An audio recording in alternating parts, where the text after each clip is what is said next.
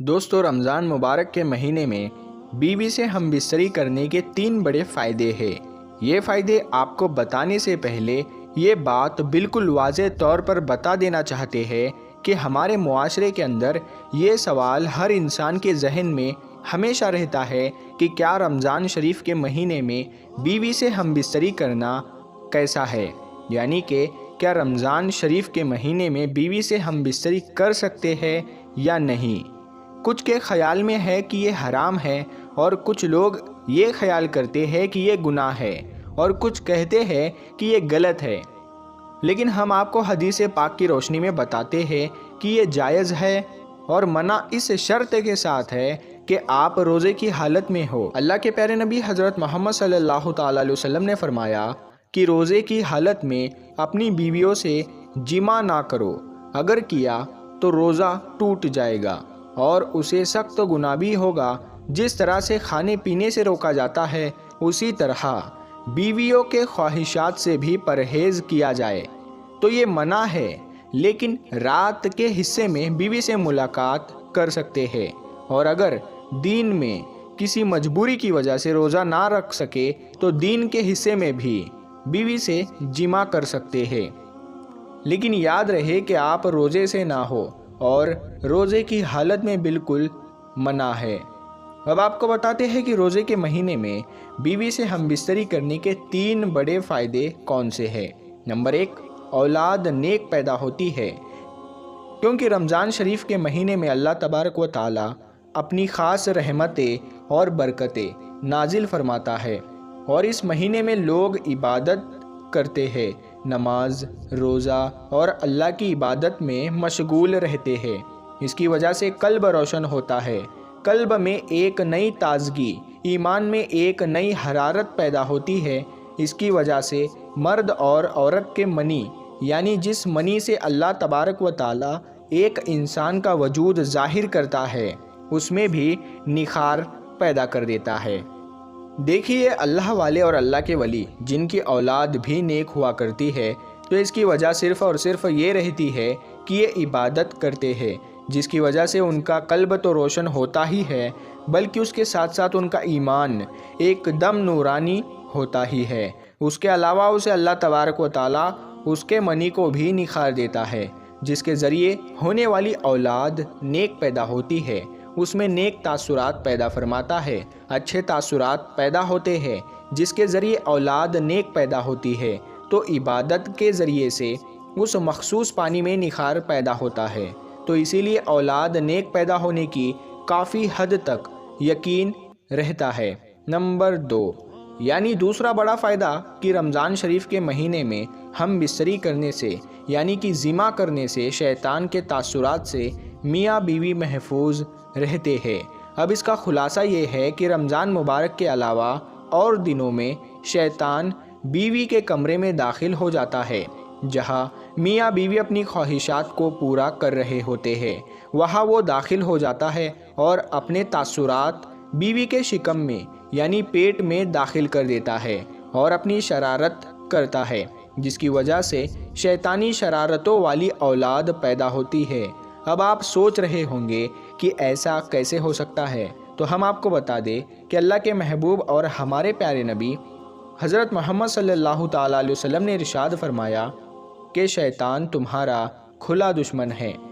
جب بچہ پیدا ہوتا ہے تب شیطان اس بچے کے پاس آ جاتا ہے اور اس بچے کو پریشان کرنے لگ جاتا ہے اور اس کے ساتھ شرارت کرتا ہے۔ بچہ کافی پریشان ہوتا ہے، تو اسی لیے بچے کی پیدائش پر اذان پڑھنی چاہیے تاکہ بچے کو راحت ملے اور شیطان بھاگ جائے۔ اللہ کے نبی صلی اللہ تعالیٰ علیہ وسلم نے ارشاد فرمایا کہ اذان پڑھنے سے شیطان کافی حد تک، کافی میل دور بھاگ جاتا ہے،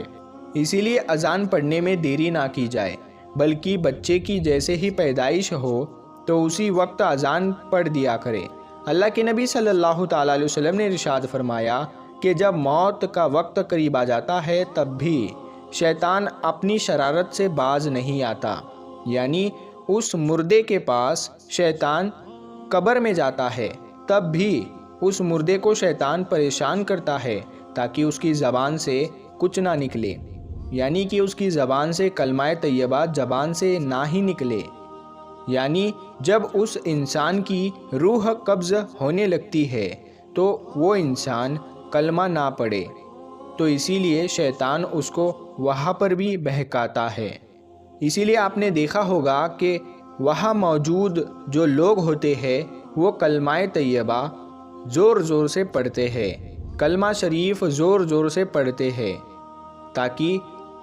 اس مرنے والے کو کلمہ یاد آ جائے اور وہ سن کر کلمہ پڑھ لے، اور جب انتقال ہو جاتا ہے تب بھی وہ پیچھا نہیں چھوڑتا، یعنی شیطان قبر میں بھی آ جاتا ہے، اس انسان کو، اس مردہ انسان کو بہکانے کے لیے، پریشان کرنے کے لیے شرارتیں کرتا ہے، تاکہ یہ سوالوں کے ٹھیک ٹھیک جواب نہ دے سکے۔ تو اللہ کے رسول صلی اللہ تعالیٰ علیہ وسلم نے ارشاد فرمایا کہ اذان کی آواز سن کر شیطان میلوں دور بھاگ جاتا ہے، جس کی وجہ سے قبر میں اذان پڑھی جاتی ہے اور مردے کو کافی راحت ملتی ہے۔ اسی طرح جب میاں بیوی ملاقات کرتے ہیں، یعنی کہ خصوصی ملاقات، تو اس دوران بھی شیطان اپنی شرارت سے باز نہیں آتا اور وہ آ جاتا ہے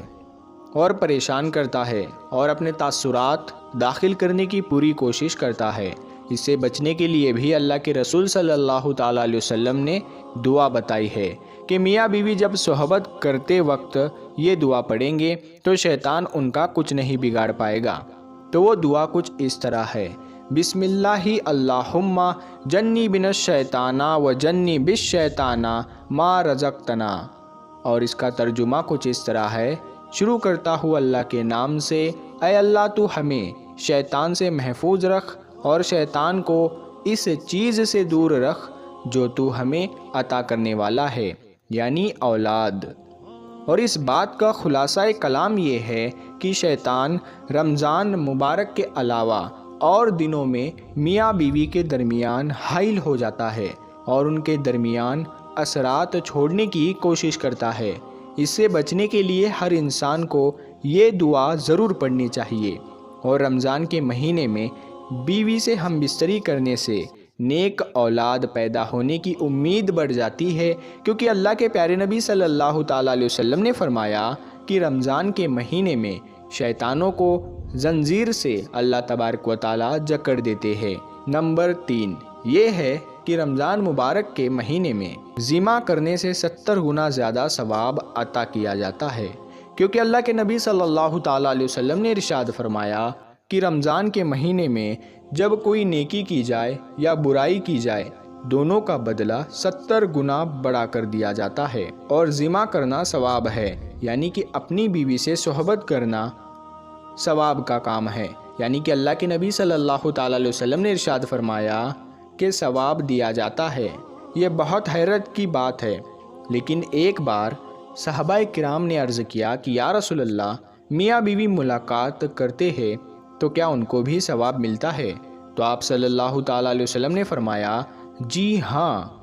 اگر وہ زنا کرتے تو کیا ان کو عذاب نہیں دیا جاتا؟ اور ویسے بھی وہ بیوی کے حق ادا تو کر ہی رہے ہیں، اسی لیے اپنی بیوی سے ذمہ کرنے سے اللہ تبارک و تعالیٰ ثواب دیتا ہے، اور جب رمضان کے مہینے میں ذمہ کیا جائے تو 70 گنا زیادہ ثواب عطا کیا جاتا ہے۔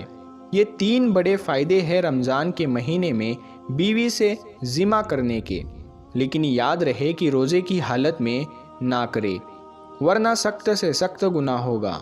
اور جس سے روزہ بھی ٹوٹ جائے گا، اور یہ قطعاً منع ہے اور قطعی طور پر غلط ہے۔ اسی لیے اس کا آپ خاص طور پر خیال رکھیں، اور جو 3 باتیں آپ کو بتائی گئی ہے ان کا خاص طور پر خیال رکھیں، کیونکہ کون ایسا ہوگا جس کو نیک اولاد کی خواہش نہیں ہوگی۔ دوستو، آج کی ویڈیو میں بس اتنا ہی۔ اگر آپ کو ویڈیو ذرا بھی پسند آئی ہو، ذرا بھی اچھی لگی ہو، تو اس ویڈیو کو ایک لائک کر کے ہمارے چینل پٹھان وائس کو سبسکرائب ضرور کر لیجئے گا۔ ہم ملتے ہیں پھر ایک نئی ویڈیو کے ساتھ میں، تب تک کے لیے السلام علیکم، اللہ حافظ۔